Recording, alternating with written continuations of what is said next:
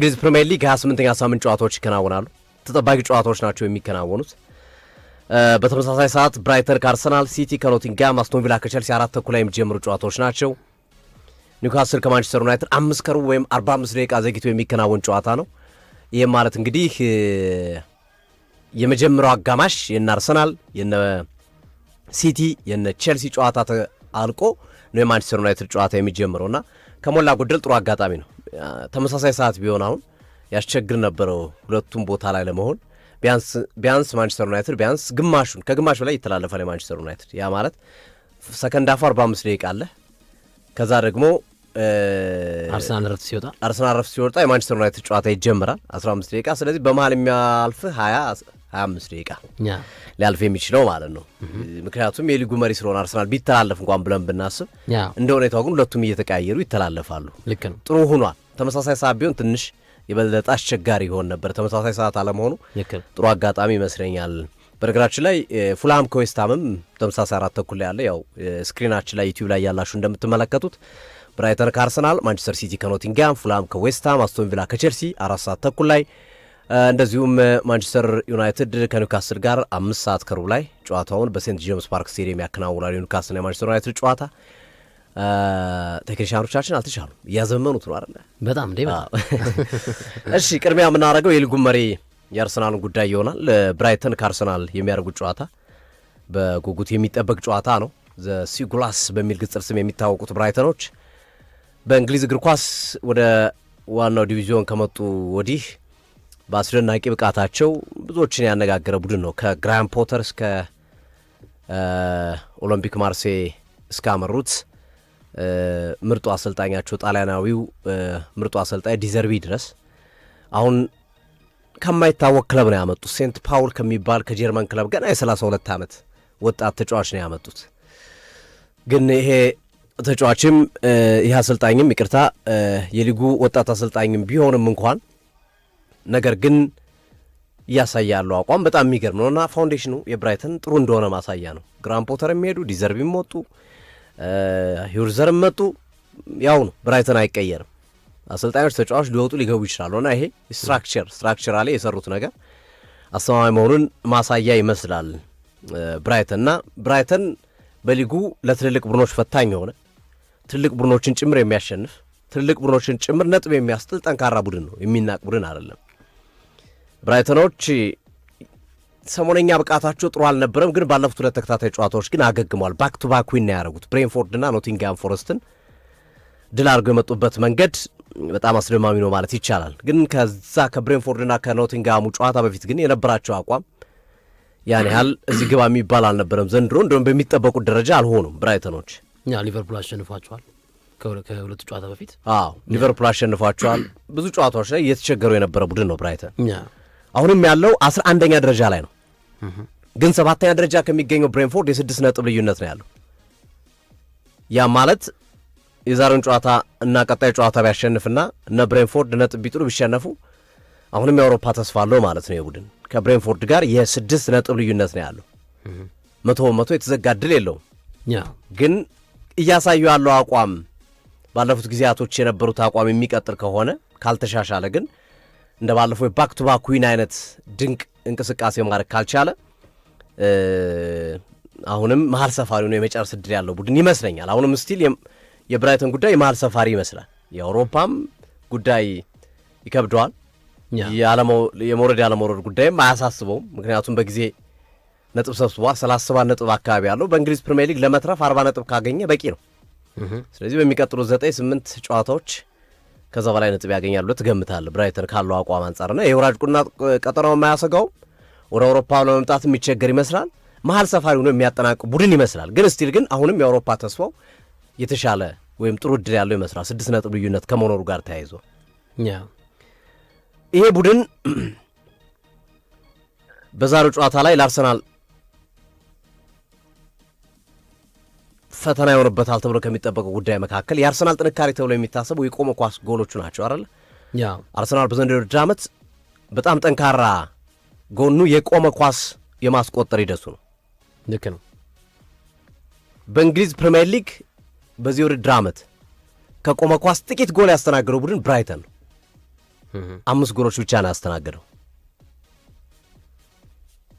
ስለዚህ አርሰናል ኦፕን ፕሌይ መጫወት ይኖርበታል ማለት ነው። ከዚህ ጨዋታ ላይ ጎል ለማግኘት የቆመ ኳሱ አስተማማኝ ላይሆን ይችላል። ምክንያቱም ሉዊስ ደንክ በቆመ ኳስ ምትረተው ተጫዋች አይደለም። እነ ቫን ሄከ አጠገቡ ያሉትም በቆመ ኳስ ላይ ስፔሻሊስት ናቸው፣ በመከላከል ረገድ ማለት ነው።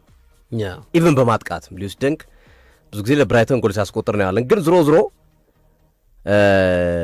የቆመ ኳስ በማስተናገድ በሊጉ ዝቅተኛው ቡድን ነው። 5 ጎል ነው ያስተናገረው። 5 ጎል ያስተናገሩ 2 ቡድኖች ናቸው።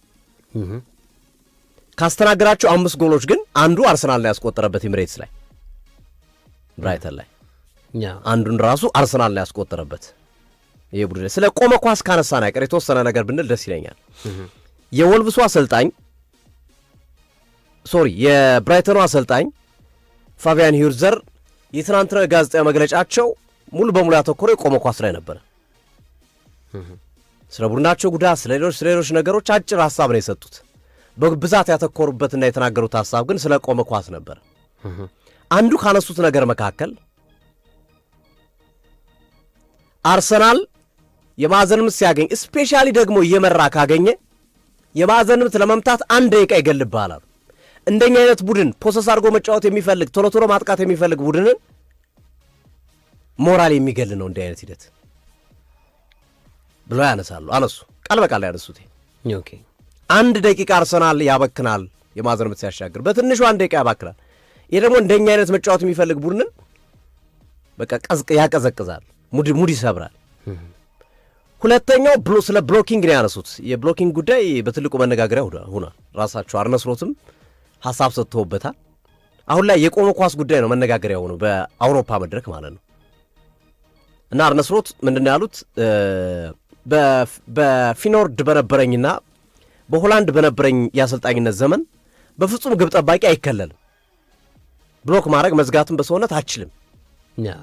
እንግሊዝ ውስጥ ግን ስፈልግ ግብ ጠባቂውን ስፈልግ ተከላካዩን መዝጋት ትችላለህ እና ፊሽካ ይነፋልህ። መንገድ ዘግተህበት ብታገባበት ፊሽካ ይነፋብህም ጥፋት ካልሰራበት በስተቀር መንገድ መዝጋት መብት ነው። ብሎክ ማድረግ ትችላለህ እና ይሄ አካሄድ ልክ አይደለም ብሎ በህግ አምላክ ብሏል። ህግ ይውጣለት፣ ብሎኪንጉም ህግ ይውጣለት። የማዕዘን ምትም ሲሻገር ምን ያህል ደቂቃ ነው አንድ ሰው ማዕዘን ምት ለመምታት መጠቀም ያለበት የሚለው ህግ መውጣት አለበት። ልክ ለመልስ ሮራ ለመልስ ምት አሁን 5-8 ሴኮንድ መቁጠር ተጀምሮ አይደለ? ልክ እንደዛ አይነት ነገር መምጣት አለበት። የማዕዘን ምትም ሲመታ ተመሳሳይ ነገር መሆን አለበት። ህግ ይውጣልን የሚል በህግ አምላክ የሚል መግለጫ ላይ የሰጡት ፋቢያን ሂርዘር ልክ ነው። ካሪክም ትናንትና እያለ ነበር ትርምሱ ልክ አይደለም። በተለይ ኤቨርተን ከማንቸስተር ዩናይትድ ሲጫወቱ የነበረው ትርምስ ያስፈራ ነበር። ጎል የሚቆጠር ቢመስል ነበር መንፈሱና ትላንት በፕሪማች ሀሳቡ እሱም የማዕዘን ምት አጠቃቀም ላይ ህጎቹ አንዳንዴ ሪሸፍል ቢደረጉ ብለዋል። ህግ ይውጣልን ብለዋል። እንግዲህ ፊፋ ሌሎች አካላቶች በተለይ ኤፍኤቢ የህግ አውጪ አካል ይቀበላቸዋል የሚለው ግን ትኩረታቸውን አድርገው ይህንን ነበር ሲሰጡ የነበሩት እና ፈርተዋል። አርሰናልን የቆመ ኳስ ፈርተዋል። እንዘጋጃለን ግን በመዘጋጀት ብቻ ምናስተካክለው አይደለም ብለዋል። የዳኛ እርዳታ እንፈልጋለን ያሉት ማለት የህግ እርዳታን እንፈልጋለን የአርሰናልን የቆመ ኳስ ለመከላከል የሚል እሳቤ ያለው መግለጫ ነው የሰጡት ፋቢያን ሂርዘር። አርቴታ ደግሞ በተቃራኒው ምን አሉ? እንዲህም ስለምን የቆመ ኳስ ነው የምታወሩት?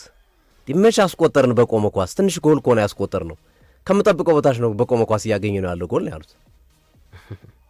16 ደርሰዋል። ትንሹ 16 የሊጉ ሪከርድ ነው በአንድ ዓመት እኮ ብዙ ጎል ማስቆጠር ሪከርድ ነው። ገና 9 ጨዋታ አለ እንግዲህ በሚቀጥሉ ጨዋታዎችም የቆመ ኳስ ካስቆጠሩ አዲስ ሪከርድ አርሰናል ያስመዘግባል። ለዛ ነው ለኒኮላ ጆበር አርሰናል ቦነስ ሰጥቶታል። እንዲሁም ለንደን ቤት ገዛበት እየተባለ ነበር። አንዳንድ ምንጮች ታብሎይዶች ስለሆኑ ታማኝነት ስለሌላቸው ነው እንጂ ቤት ገዛበት እያሉ ሲያወጡ የተመለከትንበት ሂደት አለ። ሁለቱም ቦታዎች ላይ ችግር አለብን ነው ያሉት። እንዲሁም በቂ ጎል እያስቆጠርን አይደለም ከቆመ ኳስ፣ እንዲሁም በቆመ ኳስ ጎል እየተቆጠረብን ነው ያለው። እነዚህን ማስተካከል አለብን። የቆመ ኳስ ጎል መጠናችንን መጨመር አለብን፣ እንዳይገባብንም በደንብ መከላከል አለብን ነው ያሉት ሚካኤል አርቴታ። ነገር ግን አያይዞ ሲያነሱ እሳቸው የእግር ኳስ ዳይናሚዝም ተቀይሯል አሉ። የእግር ኳስ ዳይናሚዝም በጣም አሁን ተቀይሯል። እንደ በፊቱ ኳስ ፖሰስ አድርጌ እጫወታለሁ ቲኪታካ ሰርቼ እሄዳለሁ ምናምን አይሰራም አሉ። አሁን ላይ ሞክረዋለሁ አሉ። በእንግሊዝ እግር ኳስ ከ2 ከ3 ዓመት በፊት እንደዚህ አይነት ተጫዋቾች ሞክረዋለሁ። ቡድንህ ከ1 ዓመት በላይ አያገለግልም። ቡድንህ እንደዚህ አይነት ተጫዋች ይዘህ ስትመጣ ኢዝሊ ሎ ብሎክ የሚጫወቱ ቡድኖች ነጥብ ይወስዱበታል። ስለዚህ አዋጭ የሆነው ፕራግማቲክ መሆን መቃየር ነው ያለብህ። የቆመ ኳስ ሲያስፈልግ በቆመ ኳስ መጫወት ሲያስፈልግ ተጫውተ ሁሉንም አማራጮች መጠቀም ነው እንጂ የሚያስፈልገው አንድ ነገር ላይ ክችች ማለት አያስፈልግም። ፖሴሽን ፉትቦል ብቻ ልጫወት ብል እስካሁን የሰበሰብኳቸውን ነጥቦች ላንሰበስብ እንችላለን። አይ ግድ የለም የቆመ ኳስ ብቻ ልጠቀም ብልም እንደዛ ላይሆን ይችላል ብለው በማጣቀሻ ጭምር አስቀምጠዋል። እነዚህን ጨዋታዎች በፖሴሽን ተጫዋቾቻቸዋለሁ፣ እነዚህን ተጫዋቾች በቆመ ኳስ ተጫዋቾቻቸዋለሁ። ምክንያቱም ሎ ብሎክ የሚጫወቱ ቡድኖች ስለሆኑ ከዚህ በፊት ከነበረኝ ኤክስፔሪንስ አንጻር የወሰድኩት ነው። የእንግሊዝ እግር ኳስ ተቀይሯል አሉ።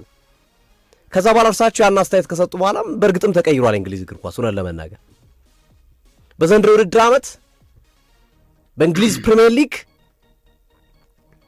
281 ጨዋታዎች ተከናውኗል። 138 ጎሎች ተቆጥረዋል ከቆመ ኳስ። አምና በ380 ጨዋታ የተቆጠረው የቆመ ኳስ ቁጥር 135 ነበር። ስለዚህ 100 ጨዋታዎች አሉ ከዚህ በኋላ ምን ያህል ጎል ይቆጠራል? አየው እርሳቸው የሚያነሱትም ይሄ ነው። በቃ የእግር ኳስ ዳይናሚዝሙ ተቀይሯል፣ ሌላ መልክ ይዟል።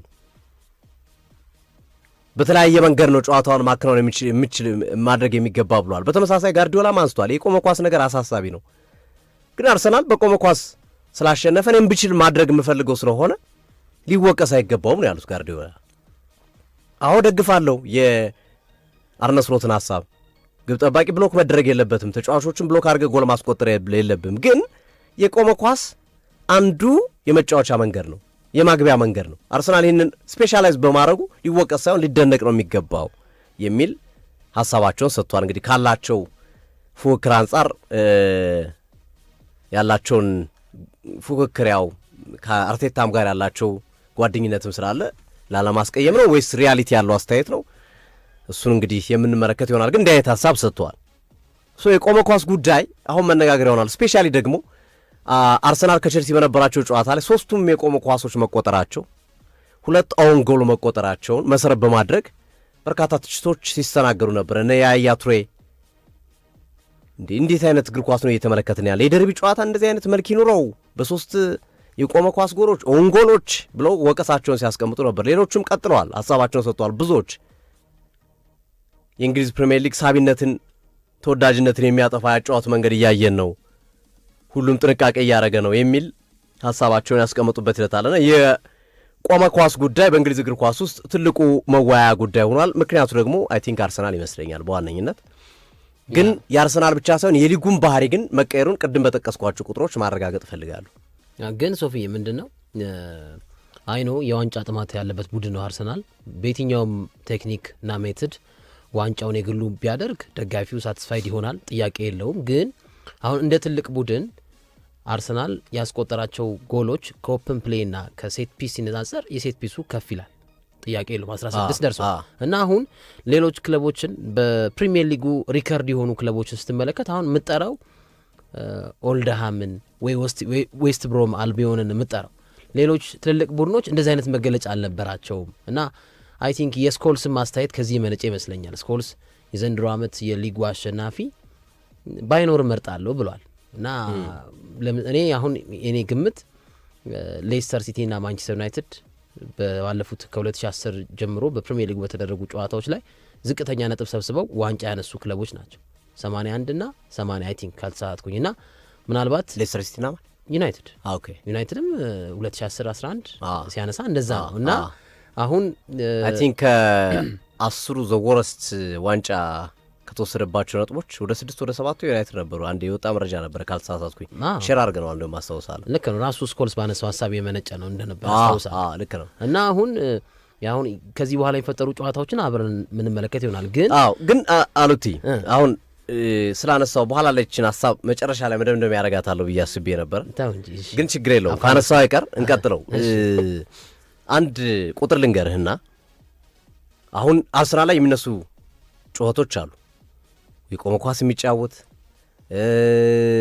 አንድ ጎል ይዞ የሚወጣ ምናምን የሚሉ ሊጉ ደካማ ስለሆነ ዋንጫውን አርሰናል ሊወስዶ ይችላል የሚሉ ሀሳቦች ይነሳሉ። አርሰናል ላይ ጨዋታዎች በርክተዋል። ኦቬስ ነው ዋንጫ አምና ሊቨርፑል ዋንጫ ሲወስድ እኮ ማት ጨዋታዎች ነበሩበት። ሊቨርፑል ሊጉ ስለደከመለት እና አርሰናል ሪስፖንድ ማድረግ ባለባቸው ስላልመለሱ ምናምን እንጂ የአርነ ስሎት ጥንካሬ አይደለ ምናምን የሚሉ ይገኝ እንትን ይላሉ። ያው ሁሌም ለዋንጫ የሚወዳደር ቡድን ሲሆን ሞር ትችቶች ይበዙበታል። ግን አሁን የሚነሱትን ጥያቄዎች ግን አፈር የሚያስልስ የአርሰናል በቂ ማስረጃ አሉ። ይህን ልናነሳለ የፈለግኩት ለምንድን ነው? አርሰናል በሁሉም ውድድሮች 44 ጨዋታ አድርጓል። 44 ጨዋታ አድርጓል አርሰናል እስካሁን። ከ44 ጨዋታ የተሸነፈው 3 ብቻ ነው። 3ቱንም ሲሸነፍ በ1-0 በ1-0 ውጤት ነው ጋፑ ማለት። አዎ ጋፑ። አሁን ይህንን ቡድን ጠንካራ አይደለም ማለት ኃጢአት አይሆንም ማለት አሁን ከነፖል ስኮልስ ይሄ የምቀበላቸው አስተያየቶች አሉ። መጫወት አለበት አርሰናል አርቴታ አሁን አካሉ ቲም ጋር ሼር ማድረጋቸው ሀሳቦች አሉ። አርቴታ ለሁሉም ዘግቶ መጫወት የለበትም፣ ሪሶርስ ካለው ድረስ ተጫውቶ መሄድ አለበት የሚሉትን ሀሳቦች እናነሳለን ደጋግመን። አብዛኞቹ አርሰናል ደጋፊዎችም የሚያነሱት ሀሳብ ይመስለኛል። ግን እኔ ጥያቄ ይሄን ቡድን ግን ደካማ ነው ማለት ለእኔ እንደ ኃጢአት ነው የምቆጥረው። ምክንያቱም 44 ጨዋታ አድርጎ 3 ጨዋታ ብቻ የተሸነፈው በአመቱ፣ ለዛውም 1-1 ለዛውም የተሸነፈባቸው ጨዋታዎች የሚያስቆጩ። ለምሳሌ አስቶን ቪላ የጨረሰው ጨዋታ ነበር አሳማኙ ሽንፈት የማንቸስተር ዩናይትድ ነው። የሊቨርፑል በቅጣት ምት ጎል ላይ ያስቆጠሩበት ዶሚኔት አድርጎ አርሰናል።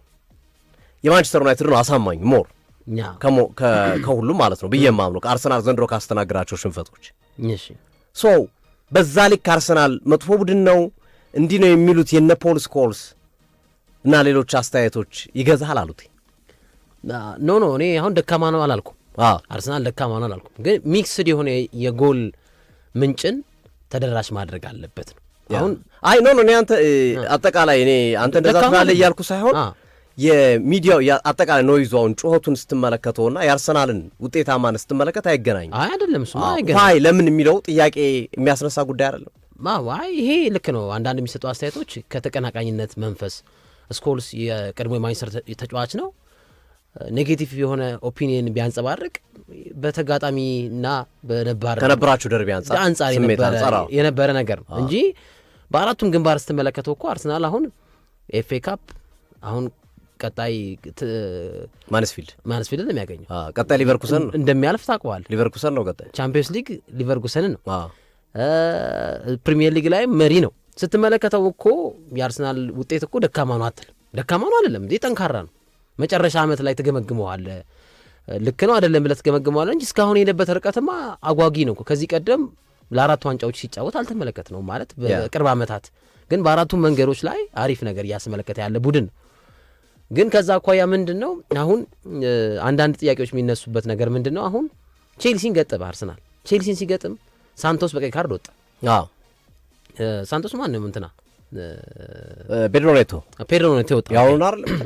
ፔድሮ ኔቶ በቀይ ካርድ ከወጣ በኋላ ያለውን የፓስ ስትመለከተው የቼልሲ የፓስ ቁጥር እጥፍ ነው።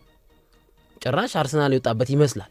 ጭራሽ ባለቀ ሰዓት የአሌሃንድሮ ጋርናቾ ሙከራ በዴቪድ ራያ የመከነበት መንገድ ስትመለከት እንዴት ነው በአስተማማኝ መልኩ ማሸነፍ የማይችለው የሚል ጥያቄ እንዲነሳ ያደርጋል ብዬ አስባለሁ። እና በፕሪሚየር ሊጉ በዘንድሮ ዓመት አርሰናል የማዕዘን ምት አግኝቶ የማዕዘን ምቱን ለመምታት የሚፈጅበት ጊዜ 44 ሰከንድ እና በአጠቃላይ ይላል አሁን ስቱዲዮ ሆነን እየተመለከት ነው ያለው የኦል ፉትቦል ዘገባ ነው እና አርሰናል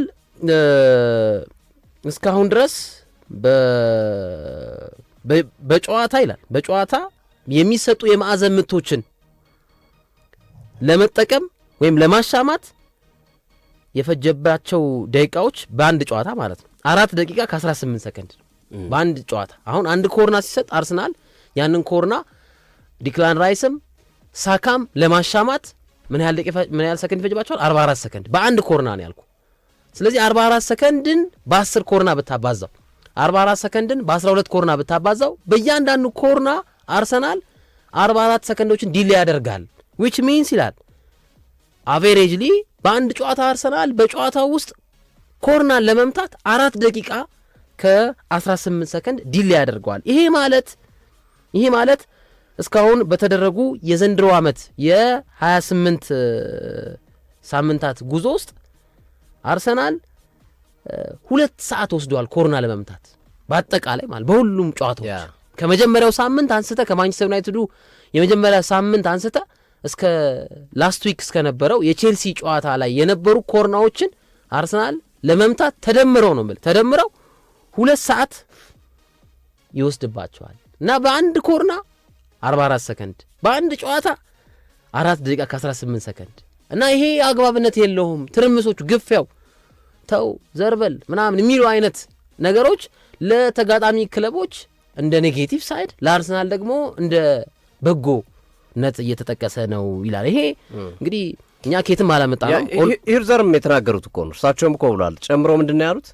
ከዚህ በፊት የእግር ኳስ ጨዋታ ጉዳቶች ምናምን ብለን በትንሹ ከ65 እስከ 70 ደቂቃ ድረስ ንጹህ እግር ኳስ እናያለን።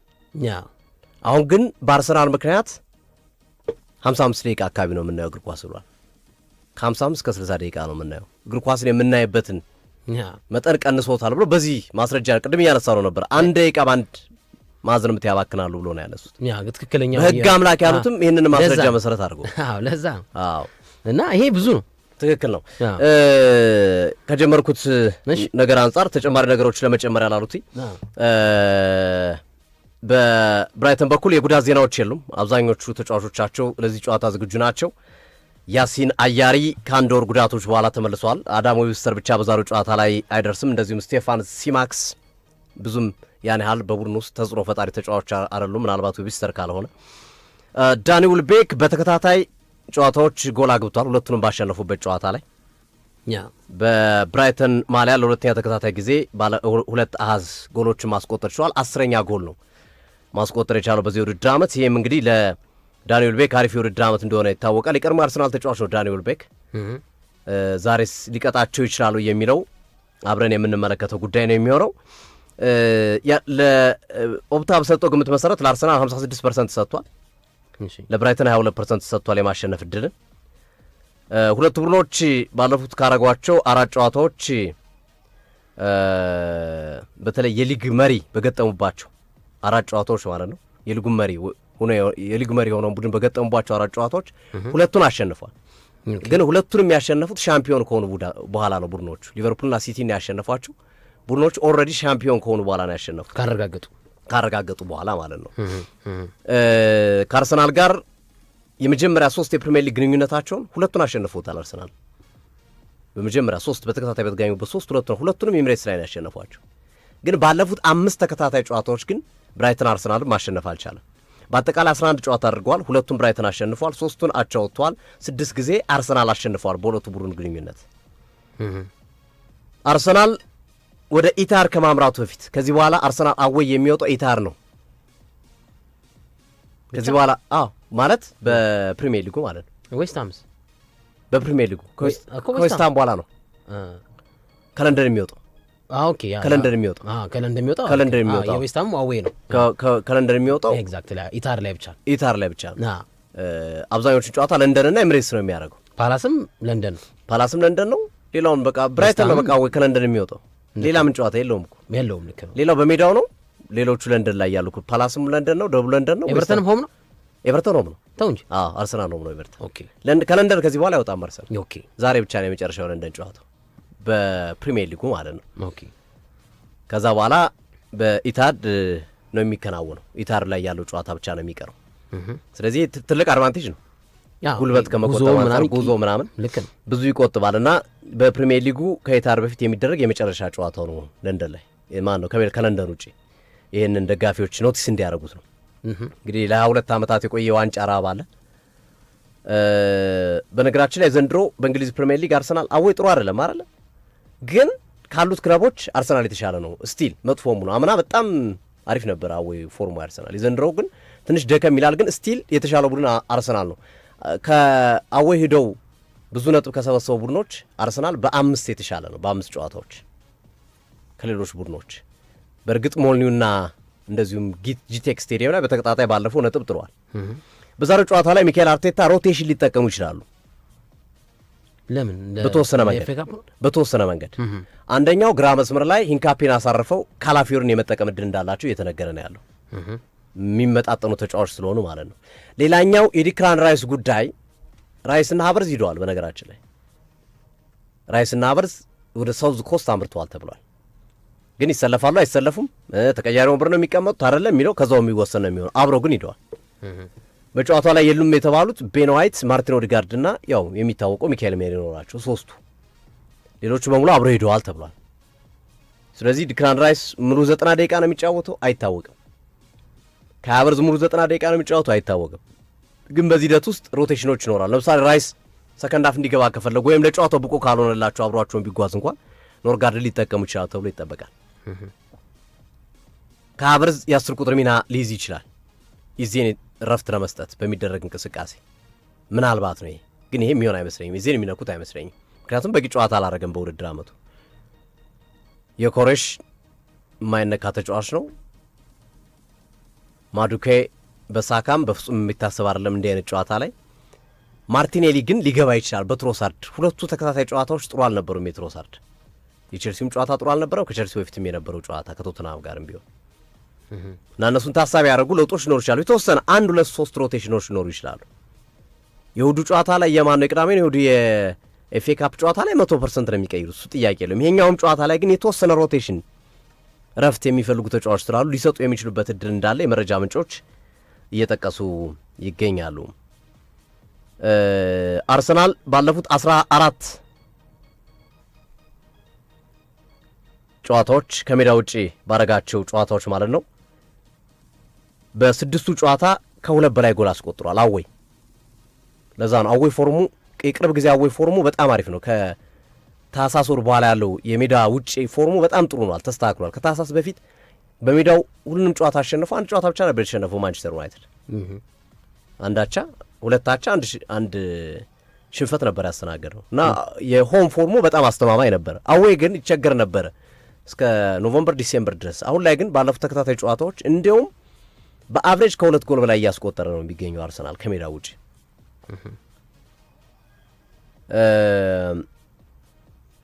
ባለፉት ሁለቱ ቡድኖች ካረጓቸው 9 ጨዋታዎች በአስገራሚ ሁኔታ ባለሜዳው ቡድን ያሸነፈው ሁለቱም ብቻ ነው። ባለሜዳው ያሸነፈው ማለት ነው። አወይ የሚመጣው ቡድን ነው የሚሳካለት በዚህ ፊክስቸር ብዙ ጊዜ ከ9 ጨዋታ ሁለቱም ባለሜዳው ነው ያሸነፈው። ስለዚህ ዛሬ ምናልባት እንደ ስታቱ ከሆነ አርሰናል ከሜዳ ውጭ ስለሚጫወት ሊያሸንፍ ይችላል። አዎ ይሄ 9 ጨዋታ ሁለቱ አወይ ሁለቱ ባለሜዳዎቹ ሁለቴ ብቻ ነው ያሸነፉት። አወይ የመጡት ናቸው ሌላውን ነጥብ የወሰዱት ማለት ነው። አርሰናል በነገራችን ላይ በ20 ጨዋታዎች 1-0 ሲመራ 13ቱ በቆመ ኳስ እና በፔናልቲ ነው።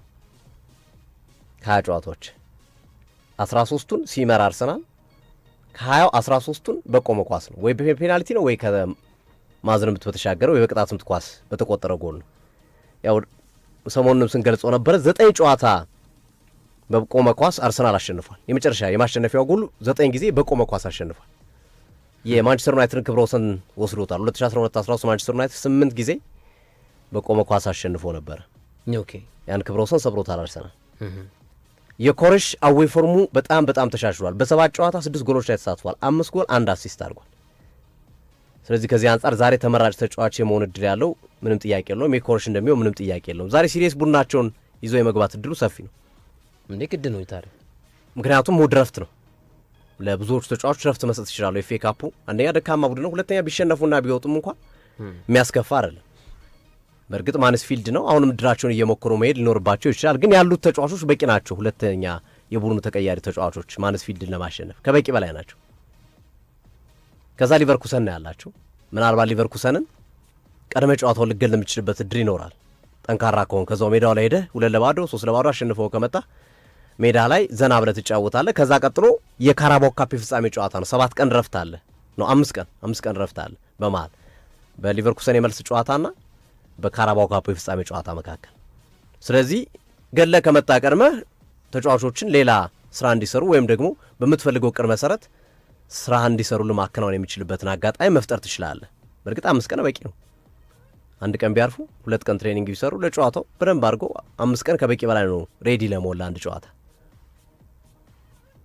ሶ እነዚህ ነገሮች እንግዲህ በሁለቱ ቡድን ጨዋታዎች የሚጠበቁ እንቅስቃሴዎች ይሆናሉና ፋቢያን ሩዲገር እንደፈሩት በቆመ ኳስ ዛሬስ ይቀጡ ይሆን ወይስ አርሰናል በኦፕን ፕሌይ ተጫውቶ በሌላ መንገድ ጨዋታውን ላይክ እና አስቶን ቪላን፣ ባየር ሙኒክ እና ኢንተር ሚላንን ባሸነፈበት መንገድ ሌላ የጨዋታ መንገድ ያሳየናል። የምሽቱን ጨዋታ መጠበቅ ግድ ነው። ግን በተመሳሳይ ሰዓት ነው የሚከናወኑ ሲቲና ኖቲንጋም የሚያደርጉት ጨዋታ አለ። ሲቲ 7ኛ ተከታታይ ድል ለማሳካት ነው የሚጫወተው። ኢታር ላይ ኖቲንጋም ፎረስት በታሪኩ አሸንፎ አያውቅም። 1989 ነው የዛሬ እንግዲህ የተረሳ ታሪክ ነው። የማንቸስተር ሲቲው የቀድሞ ግብ ጠባቂ ኦርቴጋ በዛሬው ጨዋታ ላይ በጉዳት ምክንያት በኖቲንጋም ፎረስት በኩል አይሰለፍም። ሳቮናም እንደዚሁ በጉዳት ምክንያት የማይሰለፍ ተጫዋች ነው። ስለዚህ ማቲያስ ሴልስ በቋሚ 11 የዛሬውን ጨዋታ የመጀመር ዕድል ይኖረዋል ማለት ነው። በሁለቱ ቡድን ያለፉት 3 ተከታታይ ጨዋታዎች በድምር ማንቸስተር ሲቲ ኖቲንጋምን 11-0 ነው ያሸነፉ። ከ3 ጎል በላይ በየጨዋታው የሚያስቆጥርበት ቡድን ነው። ኖቲንጋም ችግር ውስጥ ነው ያለው። ዛሬ ፉላም ከዌስትሃም አለ። ዌስትሃም ካሸነፈና ኖቲንጋም ከተሸነፈ ወራጅ ቀጠና ውስጥ ይገባል። ኖቲንጋም ዛሬ 2 ነጥብ ልዩነት ብቻ ነው ያላቸው። ስለዚህ ለቪክቶር ቬሬራ የሞት ሽረት ትግል የሚያደርጉበት ጨዋታ ነው። በእርግጥ በሊጉ በ2 ተከታታይ ጨዋታ ተሸንፈዋል። ግን በአውሮፓ ውድድር 16 ውስጥ አስገብቶታል። ቡድኑ ቀና ብሏል በተወሰነ መንገድ። የዛሬው ጨዋታ ሲታር ላይ የሚከናወኑ ጨዋታ የሚለው ይጠበቃል። ፔፕ ጋርዲዮላ ኤርሊንግ ብራውት ሃላንድ ለዛሬው ጨዋታ እንደደረሰ ተናግረዋል። ተመልሰዋል ብለዋል። መጠነኛ ጉዳት ነበር፣ ተመልሰዋል። ኦራይሊም ነገውን በመፍራት ወይም ነገ ሌላ ተጨማሪ ጉዳት እንዳስተናግድ ከመፍራት ጋር በተያዘ ለጥንቃቄ ተቀያሪ ወንበር ላይ አስቀምጦ ፊል ፎደን ሊተኩት ይችላሉ እንጂ ለጨዋታው መጫወት ይችላል የሚል አቋም ነው ያላቸው። እንደዚሁ ማቴዎ ኮቫችችም ከጉዳት አገግሟል፣ ግን ለዛሬው ጨዋታ ሬዲ አይደለም። ግን አጎግሞ ልምምዱን እየጀመረ ነው ያለው፣ ልምምዱን እየሰራ ነው ያለው። ስለዚህ ሁለቱ ደግሞ እንዳጋጣሚ እንግዲህ የሊጉን ፊክስቸር ያወጣው አንደኛው ቀድሞ ተጫዋቱ አንደኛው ቢዘገይ የሆነ ነገር አንዱን ይጠብቅ ነበር። አሁን ሁለቱም ተመሳሳይ ሰዓት ነው። የሲቲ ደጋፊም የቡድኑን ጨዋታ በቲቪ እያየ ውጤት በሞባይሉ መከታተሉ አይቀርም። የአርሰናል ደጋፊም በተመሳሳይ ምን ተፈጠረ የሚለውን ነገር ማለት ነው። ምክንያቱም አሜክስም ኢታር ስቴዲየም ላይ የሚፈጠሩት የትኛዎቹም እንቅስቃሴዎች ለአንደኛው ቡድን አንደኛው የሚፈጥረው ነገር ለሌላኛው ስጋት ወይም ለአንደኛው ኩራት ሊሆን የሚችልበት እድል ይኖራል። ስለዚህ አሪፍ ተጠባቂ ጨዋታዎች ናቸው። ተመሳሳይ ሰዓት መሆናቸው በራሱ አጓጊ ይሆናሉ። አሁን ለምሳሌ አርሰናል ቀድሞ ቢጫወት ይጥላል አይጥልም ሲቲን ሊከታተሉ ይችላሉ። ሲቲ ቀድሞ ቢጫወት አርሰናል ይጥላል አይጥልም የሚሉ ሲቲዎችን ሊከታተሉ ይችላሉ። አሁን ግን ሁለቱም በተመሳሳይ ሰዓት የሚያከናውኑት ጨዋታ ነው። ስለዚህ ለተመልካች ለማየት ባይመችም ግን ምን ተፈጠረ የሚለውን ነገር አጓጊነቱ ይቀጥላል። በዚህ ጨዋታ ላይ ዛሬ በሚፈጠሩት ጨዋታ አርሰናል ነጥብ ከጣለ ከባድ ነው። ሲቲ ነጥብ ከጣለም ቻው ነው። ምንም በቃ አሁን ያሉበት ሁኔታ ሁለቱ ቡድኖች ያሉበት ሁኔታ ስህተት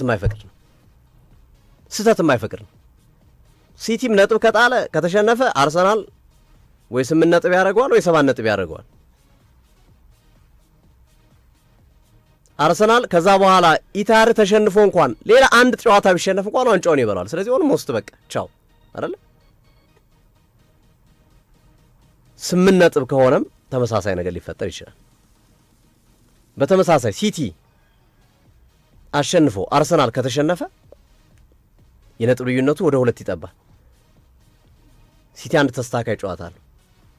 ኢታርን ሳይጠብቅ ተስተካካይ ጨዋታውን ከክሪስታል ፓላስ ጋር ካሸነፈ የሊጉ መሪ መሆን ይችላል። ለዛ ነው ለሁለቱም ስህተት የማይፈቅድ ጨዋታ የሆነው ውድድሩ አሁን ላይ። እዚህ ላይ ያንሸራተተው አይመለስም። ይሄ ማለት በገመድ ተንጠልጥለ ከአንድ ቦታ ወደ አንድ ቦታ በቀጭን ገመድ የመራመድ ያህል ስሜት ያለው ነው። በቀጭን ገመድ ስትራመድ አንዴ ከሳትክ ነው ወደክ ነው በቃ አይደለ? ይሄም ሊጉም በቀጭን ገመድ ያህል የመራመድ ስሜት ያለው ነው። ሲቲም አቻ ከወጣ ከተሸነፈ ቻው፣ አርሰናልም ከተሸነፈ አቻ ከወጣ፣ ሲቲ ካሸነፈ ምናልባት ሊጉ እንዳለ ሊቀጥል የሚችለው የውድድሩ ፎርማት ሁለቱም እያሸነፉ ሲሄዱ ወይ ሁለቱም እኩል አቻ ከወጡ ወይ ሁለቱም እኩል ከተሸነፉ ዘሴም ሴንስ ይዞ ይሄዳል። ግን አንደኛው አሸንፎ አንደኛው አቻ ከወጣ፣ አንደኛው ተሸንፎ አንደኛው አቻ ከወጣና አንደኛው አሸንፎ አንደኛው ከተሸነፈ እንዳልኩት በገመድ የመራመድ ያህል በቀጭን ገመድ ሰማይ ላይ የመራመድ ያህል ስሜት ያለው ስለሆነ ቻው ሊባባሉበት የሚችሉበት እድል ነውና ዛሬ ቻው ሊባባሉ ይችላሉ። ተጨባብተው አርሰናል ይገባሃል ሊል ይችላል ሲቲ ደግሞ መጣው ብሎ አርሰናልን አንገቱን ሊያንቀው ይችላል። ስለዚህ ከዚህ አንጻር በተመሳሳይ ሰዓት መሆናቸው ተጠባቂ እንደሆነ ያደርጋቸዋል። አሉት ምጨምረው ነገር ካለ የተወሰነ ሀሳብ ምናልባት በብራይተን በኩል እንድትመለከቱት ምጋብዘው ተጫዋች አለ። የ20 ዓመቱ የብራይተን የራፋኤል ሆልዝለር አዲሱ ተመራጭ ተጫዋች ጃክ ሂንሽልውድ ይባላል። በጣም በተለያዩ አማራጭ ቦታዎች ላይ እየተጫወተ ቡድኑን ውጤታማ አድርጓል ይላል። እንግዲህ በሱ ጽሁፍ ዙሪያ የተጻፉ አምዶች እኔም በጨዋታ መንገድ ተመልክቼዋለሁ። እንግሊዛዊ የ20 ዓመት ተጫዋች ነው። በፉል ባክ መጫወት ይችላል፣ በ6 ቁጥር ሚና መጫወት ይችላል፣ በ10 ቁጥር ሚና መጫወት ይችላል እና ያው ሻጭ ቡድን ብራይተን ለተለያዩ ለአውሮፓ ክለቦች አሁንም እጁ ላይ ብዙ ማዕለናዮች እንዳሉት ከነሱ ብዙ ገንዘብ ጥሪቶችን ማግኘት እንደሚችል መናገር ይቻላል። የነሚቱ ማል ይሄኛው ራሱ ጃክ ሂንሽልውድ ሌላኛው በአካዳሚ ወጥቶ እንግሊዛዊ ተጫዋች ነው። ጥሩ ተጫዋች እንደሆነ መናገር ይቻላል እና ባለፉት 2 ጨዋታዎች ብራይተን ላሳካቸው የብሬንትፎርድና የኖቲንጋም ፎረስት ድል በ10 ቁጥር ሚናነት የተጫወተ ጥሩ እንቅስቃሴ ማድረግ የቻለ ተጫዋች ነው ተብሏል። የባሌባ ጉዳይ እንግዲህ ብራይተን በተጫወተባቸው ያለፉት ጨዋታዎች ጭራሽ 88ኛው ደቂቃ ላይ 90ኛው ደቂቃ ላይ በጀምስ ሚልነር ነው ተቀይሮ የሚወጣው ራሱ የሚገባው ወደ ሜዳ የሚገባው ባሌባ ማለት ነው እና የባሌባና የብራይተን ነገር እህልዋው ያበቃ ይመስላል። ራፋኤል ሆልዝለርም እድል ይሰጡት አይደለም። ዛሬ የሚሰልፋል ተብሎ አይጠበቅም አዲስ ነገር ካልተፈጠረ በስተቀር። ሪሰንት ጨዋታዎቹ ላይ ተጠባባቂ ወንበር ላይ ሆኖ የተጫወተበት አጋጣሚ እንዳለ መናገር ይቻላል። የራይስ አለመኖር አርሰናል ከሜዳው ውጪ ከመጫወት አኳያ ራይስ ማይኖር ከሆነ ማይሰለፍ ከሆነ ተጉዟል ወደዛ። ግን ራይስ ማይሰለፍ ከሆነ በደንብ የሚጎዳው ተጫዋች ነው ብዬ አስባለሁ። የቡድኑ ምሰሶ፣ የቡድኑ ውስጥ ትንፋስ ሲፒኦ በለው የአርሰናል ሲፒኦ ዲክላን ራይስ ነው ለኔ።